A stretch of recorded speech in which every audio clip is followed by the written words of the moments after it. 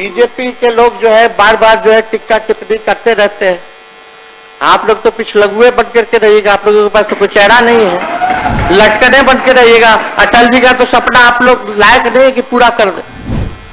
अगर है तो एक बार कभी कभी अकेले अकेले लड़ लिया जाए चुनाव, हम भी अकेले लड़ देख लिया जाएगा कि किसमें किसका कितना जनाधार है, किसमें कितना दम है।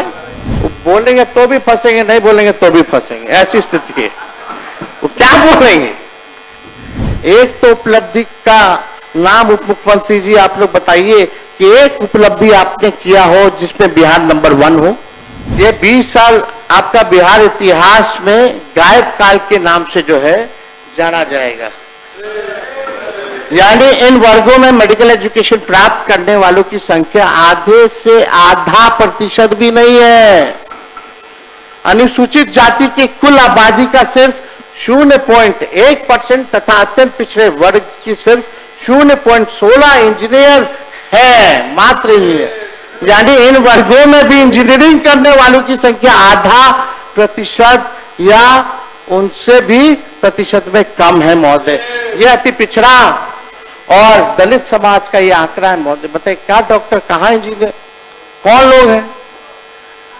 आधा का आधा प्रतिशत भी नहीं है। जाति आधारित गणना का रिपोर्ट थोड़ा पढ़ लीजिएगा तो जानकारी हो जाएगा सबको। राज्य के सरकारी नौकरी में अनुसूचित जाति की कुल आबादी का सिर्फ 1.13% तथा अत्यंत पिछड़ों का 0.98% जो है 0.98% ही सरकारी नौकरी में, यानी 1% भी नहीं। अति पिछड़ा का सरकारी नौकरी में। मेडिकल एजुकेशन और इंजीनियरिंग छोड़िए, सामान्य स्नातक भी इन वर्गों के बहुत कम है महोदय। और आप एनडीए के लोग अमृत काल सेलिब्रेट कर रहे हैं। किसका अमृत काल है? अगर दम है तो 20 सालों वाले पूजनीय मुख्यमंत्री जी, एक तो उपलब्धि का नाम उप मुख्यमंत्री जी आप लोग बताइए कि एक उपलब्धि आपने किया हो जिसमें बिहार नंबर 1 हो। एक उपलब्धि बताइए जिसमें बिहार नंबर 1 हो। ये 20 साल आपका बिहार इतिहास में गायब काल के नाम से जो है जाना जाएगा। बीजेपी के लोग जो है बार बार जो है टिक्का टिप्पणी करते रहते हैं। आप लोग तो पिछलगुए बन करके रहिएगा, आप लोगों के पास तो कोई चेहरा नहीं है, लटकने बन के रहिएगा। अटल जी का तो सपना आप लोग लायक नहीं है कि पूरा कर दे। अगर है तो एक बार कभी कभी अकेले अकेले लड़ लिया जाए चुनाव, हम भी अकेले लड़ देख लिया जाएगा कि किसमें किसका कितना जनाधार है, किसमें कितना दम है, जनता किसके साथ है। अब बीजेपी के लोगों बताओ, यहां डिप्टी सीएम दोनों बैठे, हम उन्हीं से पूछना चाहते हैं, क्या बिहार ने जून 2013 से लेकर जुलाई 2017 तथा अगस्त 2022 से लेकर जनवरी 2024 तक कोई विकास किया कि नहीं किया? बताइए, किया कि नहीं किया? वो बोलेंगे तो भी फंसेंगे, नहीं बोलेंगे तो भी फंसेंगे, ऐसी स्थिति है। वो क्या बोलेंगे? हम ही लोगों को ना बजटवा पढ़ रहे थे।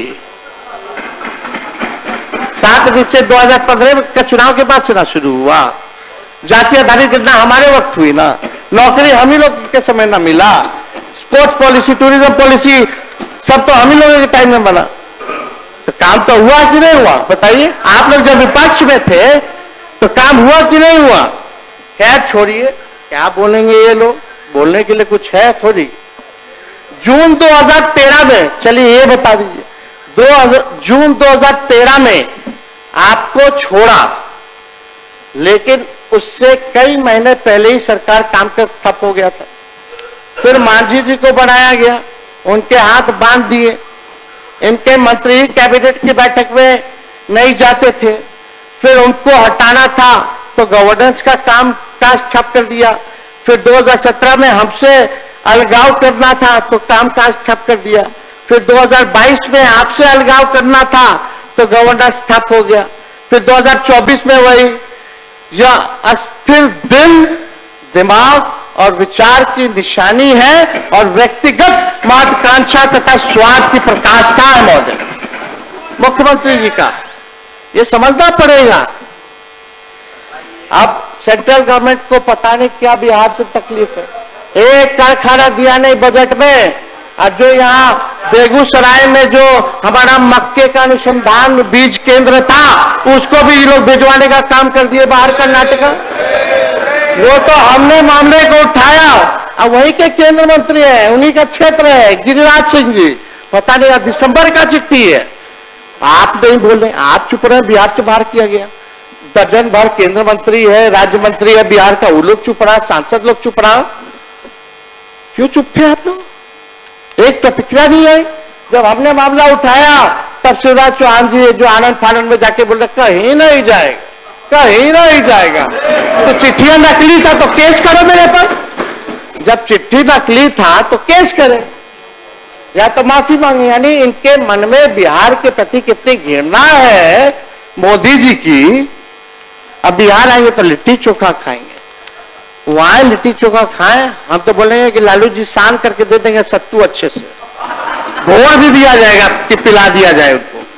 अब तो साल भर यही ना करेंगे, एक जाएंगे तो एक आएंगे, एक जाएंगे तो एक आएंगे, एक भागेंगे तो एक पकड़ेंगे।